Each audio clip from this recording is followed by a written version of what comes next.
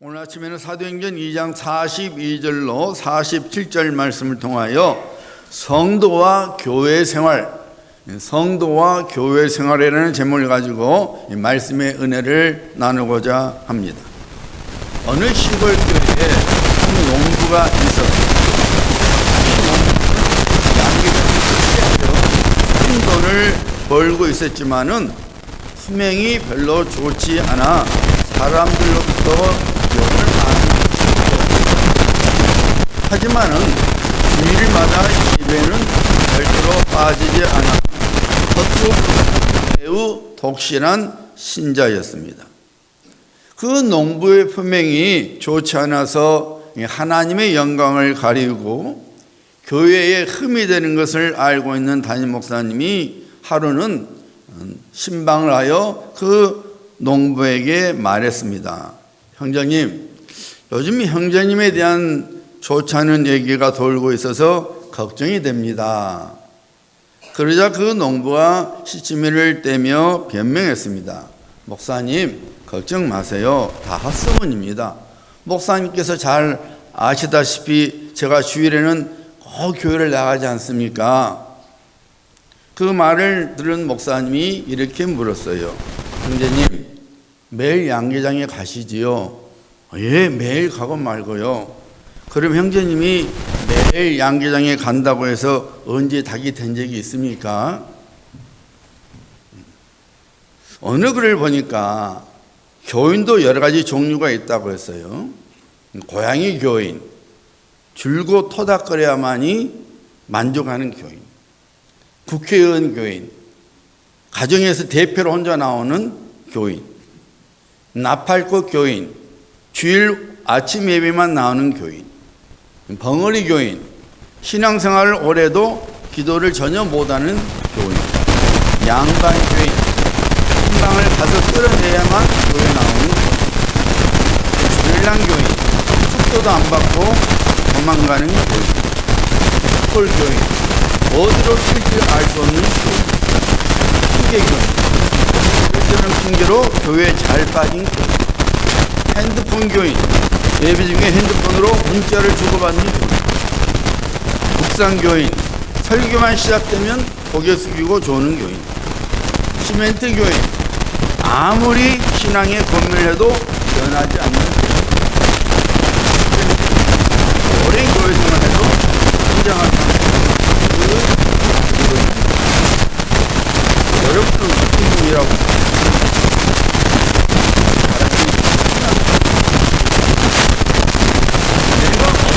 교인이 되느냐는 내가 어떤 교회 생활을 하느냐에 달려 있습니다. 양계장에 매일 들어간다고 해서 닭이 전혀 될 수 없듯이 교회를 단순히 다닌다고 해서 진실한 성도, 하나님께서 기뻐하시는 성도가 되는 것은 절대로 아닙니다. 그래서 내가 어떻게 교회 생활을 해야 하느냐는 그리스도 안에서 구원을 받은 성도에게는 매우 중요합니다.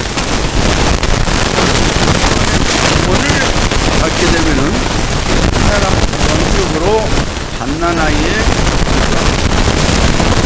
한 아이가 커서 사회에 유익한 사람이 되려는지 혹은 사회에 물기를 일으키는 무익한 사람이 되려는지는 그 성장 과정에 달려 있습니다. 마찬가지입니다. 여러분이 구원을 받았다고 해서 구원을 받는 그 순간에 영적 어린이 되는 것이 아닙니다. 육신의 나이에 상관없이 영적 어린아이에, 영적 갓난아이에 불과합니다. 이 영적 갓난아이가 하나님의 나라에 사도 바울처럼 유익한 하나님의 사람이 되려는지 혹은 하나님의 나라에 전혀 유익을 주지 못하는 가룟 유다 같은 사람이 되려는지는 교회 생활에 달려 있습니다. 그러므로 우리 한 사람 한 사람이 교회 생활을 어떻게 하느냐는 우리에게 매우 중요합니다. 그런데 안타깝게도 많은 사람들이 교회 생활의 중요성을 무시하며 살아갑니다. 적당히 해도 되는 줄로 압니다. 이렇게 한번 생각해 보시길 바랍니다. 여러분이 잘 아는 사람이 있는데 그 사람에게 자녀가 있습니다. 그런데 그 사람이 자기 자녀에게 먹을 것을 잘 주지 않습니다. 그저 생각나는 하면 혹은 기분이 내키면 밥을 주는 정도입니다. 학교에 갈 나이가 됐는데도 학교에 보낼 생각을 하지 않습니다. 날씨가 덥든 춥든 상관하지 않고 아이에게 그 날씨에 적절한 옷을 입힐 생각을 전혀 하지 않습니다. 아이의 장애에 대하여 전혀 신경도 쓰지 않습니다. 만약 여러분에게 이런 이웃이나 친구가 있다면 그 사람에 대하여 여러분은 어떤 평가를 내리겠습니까? 평가를 하지 않을 것입니다. 차마 겉으로 그 면전에서 말을 할 수는 없겠지만은 속으로 이렇게 생각하십니다. 저 사람 참 잘생겼다.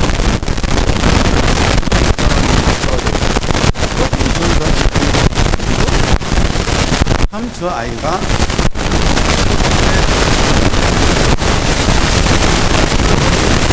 왜 그런 생각을 해요? 아이가 제대로 양육돼야 합니다. 그래야만 그 아이의 장애에 희망이 있기 때문에 여러분이 우리 자녀에게 온갖 정성을 쏟고 우리의 시간을 쏟고 우리의 눈치를 쏟는 이유가 뭐예요? 그렇게 우리가 양육할 때 우리 아이가 제대로 성장하고 또 그들의 인생의 꿈을 그들에게 양육이 되기 때문에 우리의 온갖 정성과 시간과 눈치를 쏟아 놓는 거예요. 그러면 여러분, 이제 여러분을 양육하는 거예요. 여러분은 여러분의 영적 성장과 양육을 위하여 무엇을 하고 있습니까? 육신의 자녀에게 밥을 주어야 하는 것을 알면서도 여러분에게 영적인 밥을 기록하십니다. 육신의 자녀에게는 학교 교육이 매우 필요한 줄 알면서도 여러분의 영을 위한 영적 교육은 관심도 두지 않습니다. 적당히 내키면 생각이 나면 적당히 양육하고 적당히 교육을 받습니다. 이런 말이 있어요. 부적절한 부모는 있어도 부적절한 자녀는 없다. 무슨 의미입니까? 많은 아이들이 부모의 계획과 상관없이 태어날 수 있지만 하나님의 목적 없이는 태어날 수 없다는 의미입니다. 무책임한 부모로 인하여 태어나자마자 버려지거나 혹은 남의 손에서 양육되는 아이들이 많이 있습니다. 그렇다고 해서 그 아이가 하나님의 창조 목적으로부터 벗어난 것은 절대로 아니라는 거예요. 능치 못하심이 없고 모든 것을 아시는 하나님께서 사람의 실수와 죄까지도 모두 고려하셔서 한 사람에 대한 놀라운 계획을 세우십니다. 다시 말씀드리면 모든 인생에 대하여, 제 인생에 대해서, 여러분의 인생에 대하여 하나님께서는 놀라운 계획을 갖고 계신다는 것입니다. 다윗이 성령의 감동 속에서 이렇게 고백했죠. 시편 139편 16절입니다. 잘 들어보세요. 내 형질이 이루어지기 전에, 내 이 모습이 이루어지기 전에 주의 눈이 보셨으며 나를 위하여 정한 날이 하루도 되기 전에 주의 책에 다 기록되었나이다. 우리가 엄마 뱃속에서 이 어린아이로서 형질이 생기기도 전에, 눈, 코, 입이 생기기도 전에 이미 하나님의 눈이 우리를 보고 계셨고, 우리가 인생의 단 하루를 살기도 전에 이미 하나님께서 우리 인생의 기록을 적어 놓으셨다는 거예요. 다시 말씀드리면 한 사람 한 사람의 인생이 하나님의 놀라운 계획 속에 있다, 그 말입니다. 우리가 우연히 태어난 것이 아니라 하나님께서 정해놓으신 목적에 따라서 우리가 낳았다는 거예요. 부모는 아무런 계획이 없이 우리를 낳았을지어도 하나님 앞에서 그 어느 인생도 아무런 목적 없이 계획 없이 태어나지 않았다는 것입니다. 우리는 이 진리를 반드시 마음에 품고 살아가야 합니다. 그것은 창조주신 하나님께서 우리를 만드신 이유가 있으며 그리고 목적이 있다는 거예요. 그리스도 예수 안에서 하나님의 자녀로 태어나게 하는 것은 우리를 향한 하나님의 많은 계획들 중에 하나입니다. 하나님께서는 자녀들은 우리들이 바른 성장과 양육을 통해서 우리를 지으시고 택하셔 주신 하나님의 거룩한 목적을 이루기를 기뻐하십니다. 하나님의 자녀가 마땅히 가져야 할 성장과 양육은 이 세상 교육으로 이루어지는 것이 절대로 아닙니다. 오직 하나님께서 세우신 교회를 통하여 이루어지는 것입니다. 그래서 성도에게는 교회 생활은 너무너무 중요한 것이라 그 말입니다. 문제는 오늘날 많은 하나님의 백성들이 잘못된 교회 생활을 함으로써 자신을 향한 하나님의 목적을 무시하거나 깨닫지 못한 채 하나님 앞에서 무익한 사람으로서 살아가고 있다는 것입니다. 이런 사람은 장차 하나님 앞에 서게 될 때에 이 무익한 종을 바깥 어두운 데로 쫓아내라는 무서운 심판의 말씀을 듣게 됩니다. 여러분, 종말은 두 종류의 종말이 있습니다. 하나는 우주적인 종말입니다. 우리가 살고 있는 이 우주가 끝이 나는 거예요. 우리 예수님께서 다시 오시면 인류 역사의 종말이 이루게 되고 하나님의 무서운 심판이 임하게 되죠.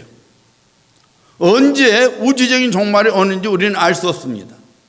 우주적 종말에 관하여는 우리 지식과 지혜밖에 있습니다. 오직 아버지 하나님 한 분만이 아십니다. 또 하나의 종말은 개인적인 종말입니다. 개인적인 종말이 언제 올는지 알 수 없지만 분명한 것은 우리는 다른 사람들의 개인적인 종말을 보았고 또한 우리에게도 언젠가 반드시 온다는 것입니다. 어떻습니까? 여러분들은 여러분의 개인적인 종말에 대하여 어떤 준비를 하고 계십니까? 설마니 난 죽지 않을 거야 라고 생각하신 분이 없겠지요.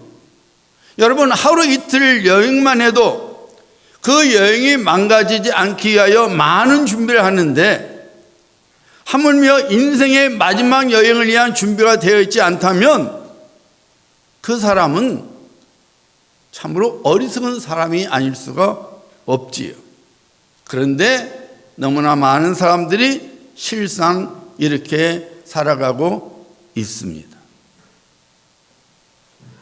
오늘 아침에 살아계신 하나님께 예배를 드리고 있는 여러분들은 어리석은 사람이 되지 말아야 합니다. 각자의 개인의 종말에 대한 준비가 있어야 합니다. 노후 대책만이 중요한 것이 아닙니다. 인생의 마지막 여행에 대하여 나의 개인적인 종말에 대한 준비가 있어야 합니다. 여러분의 개인적인 종말의 준비가 교회 생활을 통하여 이루어집니다. 그러므로 참 교회 생활이 무엇인지 알아야 합니다. 하나님께서 기뻐하시는 교회 생활인지 교회 생활이 무엇인지 알아야 합니다. 다시 말씀드리면은 참 교회 생활을 통하여 여러분들이 하나님의 자녀로서 양육과 성장을 하게 되어 여러분들을 하나님의 자녀로 택해 주신 하나님의 선한 목적이 이루어지게 되고 그리고 기쁨과 감사함으로 하나님 앞에 서게 되는 것입니다.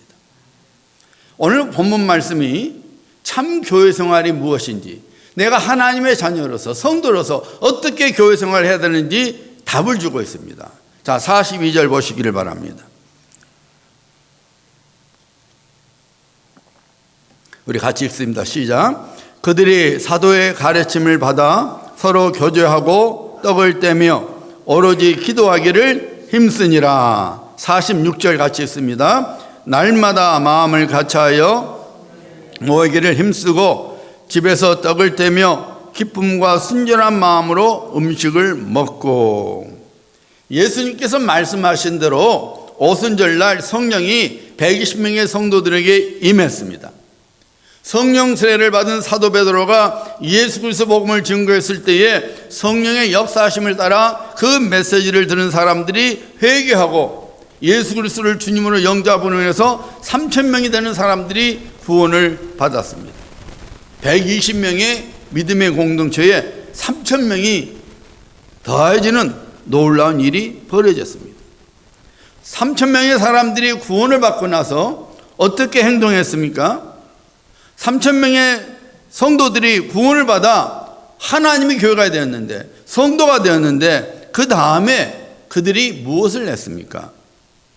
누가가 그들이 어떻게 했는지를 성령의 감동성에서 증거하고 있는 것이 오늘 본문 말씀이에요. 여러분, 주님 앞에 서는 날 슬피 울며 이를 가는 일이 없고자 한다면 바른 교회 생활을 통하여 하나님으로부터 인정을 받는 성도가 되어야 합니다. 내 스스로 내 표준으로 신앙생활하는 것이 아니라 하나님께서 인정하시는, 하나님께서 억셉트해 주는 그 바른 신앙생활을 우리가 해나가야 합니다.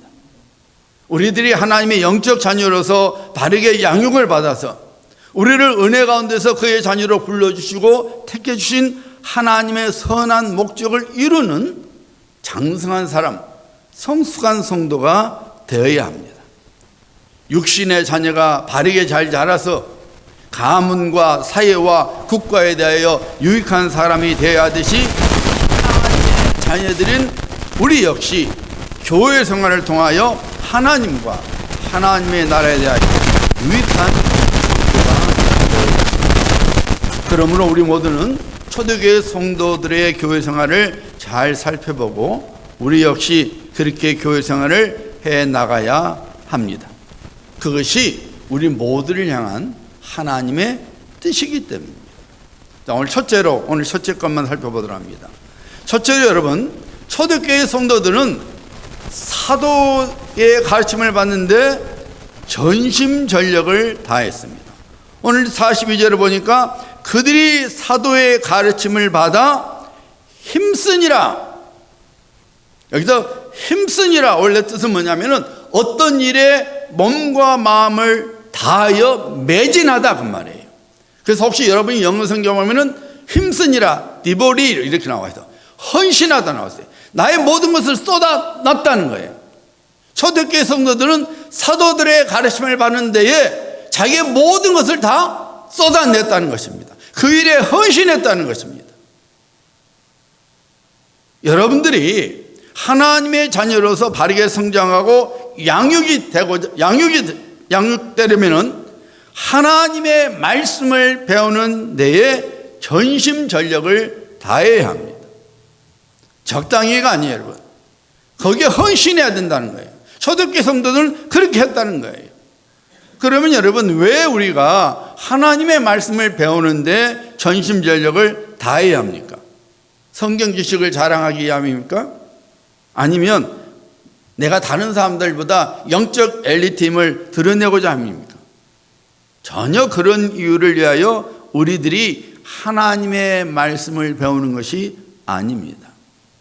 여러분들이 주일 예배를 통하여, 금요 예배를 통하여, 또 주일 오후 예배를 통하여, 담임 목사의 설교를 통하여, 담임 목사의 제자 훈련을 통해서 하나님의 말씀을 받아야 하는 이유는 크게 두 가지입니다. 하나는 우리들이 예수 그리스도의 형상을 닮아가야 하기 때문이에요. 다른 하나는 우리들이 하나님의 구원을 받은 자로서 하나님의 구원을 이루어가는, 성장하는 성도가 되어야 하기 때문입니다.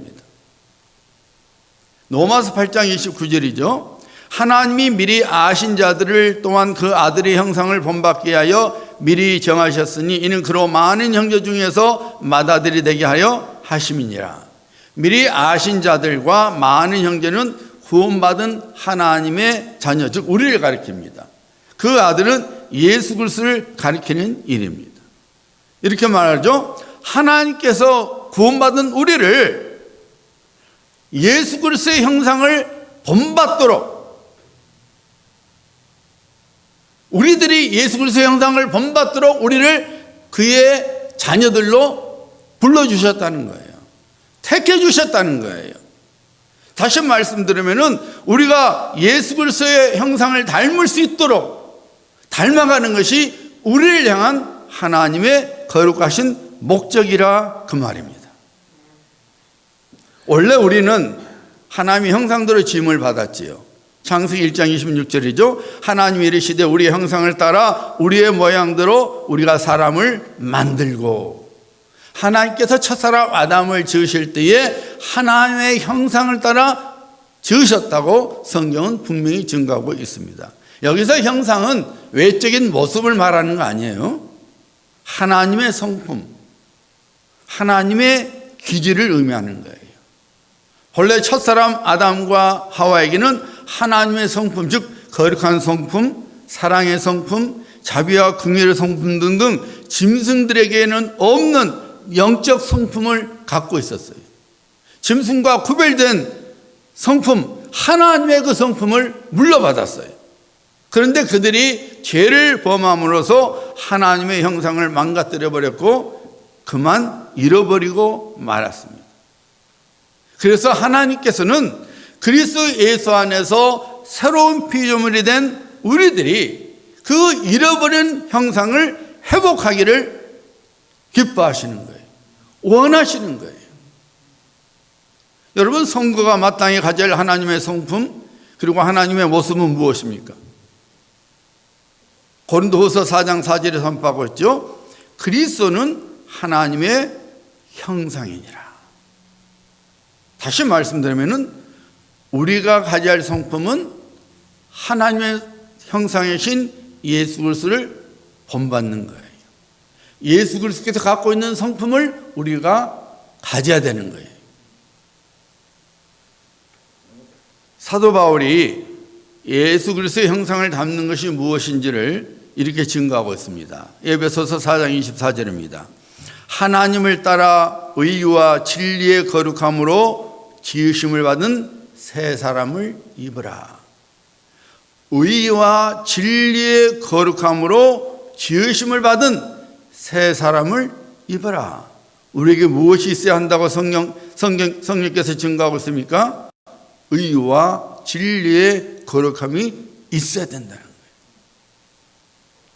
예수 그리스도의 형상을 입는 것, 즉 예수 그리스도를 담는 것은 우리들이 예수 그리스도의 복제물이 되라는 것이 의미가 아닙니다. 그 의미는 우리들이 우리의 삶 속에서 예수 그리스도를 나타내야 된다는 것입니다. 우리의 삶 속에서 예수 그리스도의 성품이 드러남으로써 이 세상 사람들이 우리를 통하여 예수 그리스도를 발견하게 하는 것이 하나님 아버지의 뜻입니다. 그래서 우리들이 예수 그리스도를 본받아야 된다는, 예수 그리스도의 형상을 닮아가야 된다는 것입니다.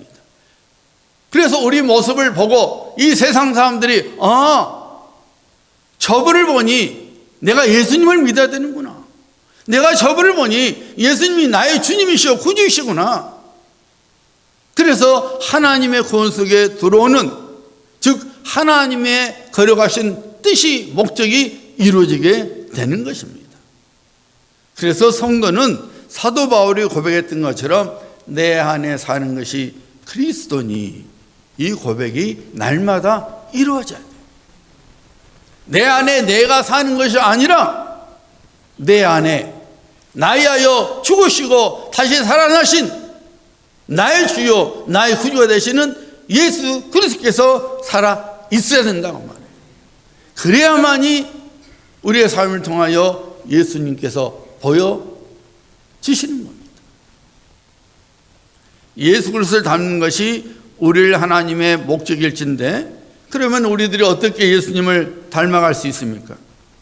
우리 예수님께서 십자가의 대속의 죽음을 맞이하기 전에 아버지 하나님께 이런 기도를 드렸죠. 요한복음 17장 16절로 17절입니다. 내가 세상에 속하지 아니함 같이 그들도 세상에 속하지 아니하였사옵나이다. 그들을 진리로 거룩하게 하옵소서. 아버지의 말씀은 진리니이다. 예수님께서 이제 십자가의 죽음을 앞두고 그리고 예수님께서 다시 번이치러 가셔야 되는데 제자들 위하여 제자들이 안타까우니까 이제 두고 가야 되니까 안타까운 심령으로 하나님 아버지께 기도하는데 그들을 진리로 거룩하게 하옵소서. 아버지의 말씀은 진리입니다. 죄로 물들여져 있었고 죄에 익숙한 우리들을 하나님의 거룩한 백성으로 바꾸어 주는 것은 오직 하나님의 말씀 외에는 없습니다. 성령님께서는 하나님의 말씀을 통하여 우리를 하나님의 자녀들이 되게 하십니다. 그래서 우리들이 예수님을 닮아가기 위해서는 우리의 심령 속에, 우리의 삶 속에 하나님의 말씀으로 채워야 합니다. 디모데후서 3장 16절 17절이 이렇게 선포하고 있죠. 모든 성경은 하나님의 감동으로 된 모든 성경이 교훈과 책망과 바르게 함과 의로 교육하기에 유익하니 이는 하나님의 사람으로 온전하게 하며 또한 모든 선한 일을 행할 능력을 갖추게 함이라. 오직 하나님의 말씀이 나를 하나님 앞에 온전한 사람으로 만들어 준다는 것입니다. 하나님의 말씀만이 내가 내게 맡겨주신 하나님의 선한 일을 행할 능력을 갖추게 되었습니다. 하나님의 말씀은 단순한 말이 아닙니다.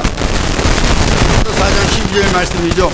하나님의 말씀은 살아있고 활력이 있어 좌우의 날선 어떤 것보다 예리하여 혼과 영과 및 관절과 골수를 찔러 쪼개기까지 하니 또 마음의 생각과 뜻을 판단하라. 요한복음 6장 28절입니다. 내가 너에게 이른 말이 영이요 생명이라. 예수님께서 말씀하십니다. 내가 너에게 이른 내 말이 영이요, 예수 우리 성경이 영이요인데 뭐냐면은 성령으로 가득 찼다 그랬습니다. They are full of the Spirit. 우리 성경에서 번역이 잘못된 거 아니라 그냥 보면 무슨 말인지 몰라요. 예수님께서 하신 말씀이 내가 너에게 이른 말이 성령으로 가득 찼고 내가 너에게 이른 말이 생명이다. 이렇게 말씀하십니다. 여러분, 하나님의 말씀이 우리에게 생명을 불어넣습니다. 하나님의 말씀이 믿음을 만들어냅니다. 하나님의 말씀이 변화를 일으킵니다. 하나님의 말씀이 더러운 영을 쫓아냅니다. 하나님의 말씀이 기적을 가져옵니다. 하나님의 말씀이 상처를 치유합니다. 하나님의 말씀이 인격을 형성하게 하고 유혹을 이기게 하고 소망을 심어주고 건설을 부어주고 우리의 심령을 정결하게 해주고 그리고 영원한 미래를 보장시켜 주는 거예요. 그래서 성도는 하나님의 말씀 없이는 살아갈 수 없는 존재입니다. 욥이 일찍이 이것을 깨닫고 고백하지 않았습니까? 욥기서 23장 12절이죠. 내가 그의 입술의 명령을 어기지 아니하고 정한 음식보다 그의 입의 말씀을 귀히 여겼도다. 여기서 정한 음식은 영어 성경은 데일리 브레드, 내가 매일 먹는 음식보다 하나님의 말씀을 내가 더 귀하게 여겼다는 것입니다. 왜요? 하나님의 말씀이 나를 살려주기 때문에, 하나님의 말씀을 나를 하나님의 사람으로 세워주기 때문에 욥은 하나님의 말씀에 순종했다는 거예요. 매일 먹는 그 어떤 음식보다도 더 귀하게 여겼다는 것입니다. 여러분, 한국에서 어른들이 집에서 콩나물을 키우지 않습니까? 군에서도 이 큰 통에다가 콩나물을 키워요. 받아오는 것이 아니고 시사병들이 콩나물을 키웁니다. 콩나물을 어떻게 키웁니까? 이 구멍이 송송 뚫려있는 실에다가 콩을 깔아놓고 매일 물을 부어주죠. 구멍이 송송 뚫렸기 때문에 물을 부어봤자 물이 다 빠져나가 버린 것 같지만 콩나물은 쏙쏙 물이 빠져나간데도 콩나물은 차가워요. 물을 안 주면 어떻게 됩니까? 콩이 썩어버려요. 우리를 향한 하나님의 말씀이 그러합니다. 하나님의 말씀이 우리에게 뿌려지면 마치 구멍난 실에 물을 붓는 것처럼 원수 마귀 때문에 세상 염려와 상심 때문에 또 세상 욕심 때문에 하나님의 말씀이 우리의 심령으로부터 줄줄 새어 나가버려 아무런 소용이 없는 것 같지만 끊임없이 하나님의 말씀을 마시면 우리의 영이 자라고 믿음이 자라고 소망이 자라고 그리고 하나님의 자녀답게 성장이 되는 것입니다. 나도 모르게 내가 믿음이 이만큼 성숙해졌구나. 내가 성장했네. 내 신앙이 자랐구나 하는 날이 옵니다. 그러므로 할 수만 있다면 하나님의 말씀을 자주 들어야 합니다. 자주 배워야 합니다. 하나님께서 여러분들에게 부담을 주려고 혹은 괴롭게 하려고 여러 예배들을 두는 것이 아닙니다. 줄줄 새어 나갈지라도 하나님의 말씀을 지속적으로 먹고 마시면 우리의 신앙이 성장하기 때문에 하나님께서는 예배들을 통하여 우리들이 하나님의 말씀을 받아 먹도록 말씀하시는 것입니다. 베드로전서 2장 2절이죠. 갓난 아기들 같이 순전하고 신령한 젖을 사모하라. 여기서는 신령한 젖을 뭘 가리키는 겁니까, 여러분? 하나님의 말씀을 말하는 거예요. 엄마 젖 이야기인 거 아니에요, 여러분? 너희가 이제 그리스도 안에서 구원받은 이제 영적 갓난아기가 되었으니까 순전하고 신령한 젖, 거룩하고 깨끗한 영적인 젖을 사모해라. 하나님의 말씀을 사모해라 그 말입니다. 이는 그로 말미암아 너희로 구원에 이르도록 자라게 하려 함이라. 누가 우리를 자라게 한다 했습니까? 누가 우리를 성장하게 만들어준다 했습니까? 하나님의 말씀만이 우리가 성장이 된다는 거예요. 하나님의 거룩한 백성으로 자라게 된다 그 말입니다. 아무리 세상에서 교육을 많이 받아도 그 사람이 성장되는 거 아니에요. 교육을 많이 받을수록 정신이상자가 더 많습니다. 엄청나게 많아요, 여러분.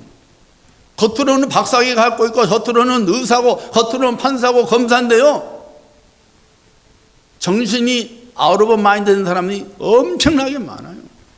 미국에도 많고 한국에도 많아요. 엄청나게 많습니다.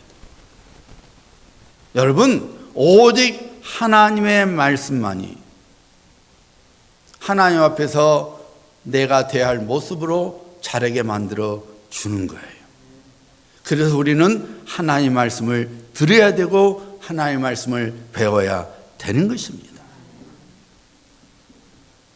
오늘 안타깝게도 수많은 우리 그리스도인들이 영적 거식증에 걸려 살아가고 있습니다. 여러분, 거식증이 뭐예요? 먹지 않아 체중이 줄어들고 생명의 이역까지 이르는데도 불구하고 자기 자신이 살이 쪘다고 생각하면서 음식을 먹지 않거나 혹시 음식을 개어냅니다. 무서운 병입니다. 그래서 겉모습이 해골 같고 뼈만 남은 것 같은데 본인은 뚱뚱하다는 거예요. 왜 나는 돼지같이 생겼지?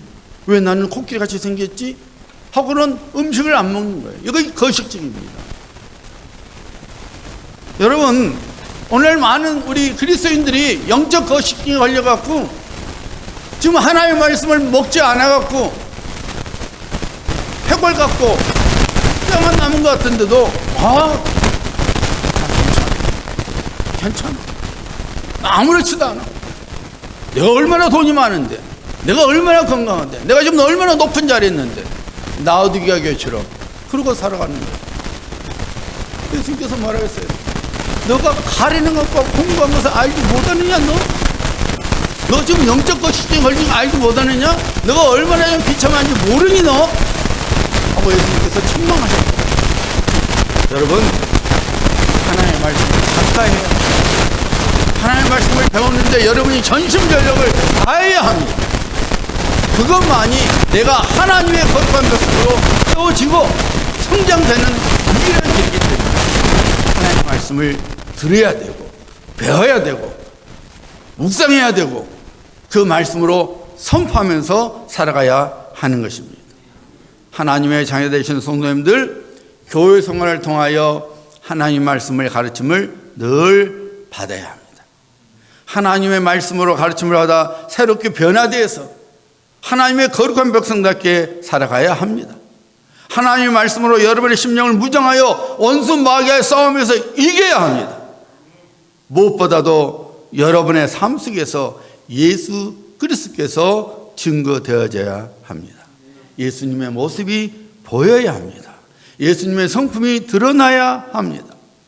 우리들이 예수 그리스도를 닮아가도록 하나님 아버지께서 예수 그리스도를 이 땅에 보내셨고 우리의 허물과 죄로부터 건져내 주셨고 그리고 우리의 주와 구주가 되게 하셨습니다. 여러분, 하나님께서 우리의 종이 아닙니다.